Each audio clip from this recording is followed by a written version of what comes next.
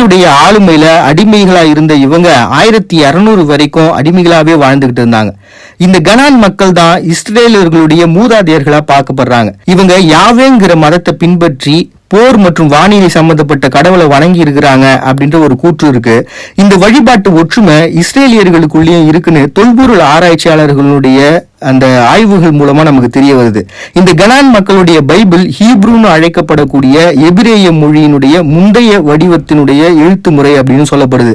அசிரிய பேரரசின் ஆட்சியின் கீழே இருந்த பாபிலோனியர்கள் குடிபெயர்ந்து இந்த இடத்துக்கு வராங்க. இப்படி பல பகுதிகள் இருந்து ஏகப்பட்ட மக்கள் இந்த பகுதிக்கு வர, இப்படி இஸ்ரேலியர்கள் சொல்லக்கூடிய எபிரேயர்கள், யூதர்கள், பாபிலோனியர்கள்னு மிகப்பெரிய குழுக்களா அவங்க சேர்ந்து வாழ ஆரம்பிக்கிறாங்க. இன்னும் 2000 இருந்து 1000 வரைக்கும் எபிரேயர்கள், அதாவது இஸ்ரேலியர்களான கனான் மக்கள் பகுதியா இருக்க எகிப்துடைய அடிமைத்தனத்திலிருந்து தாவீது ராஜா மக்களை காப்பாற்றி ஜெருசலமே தலைநகரமா கொண்டு ஆட்சியும் அமைக்கிறாரு.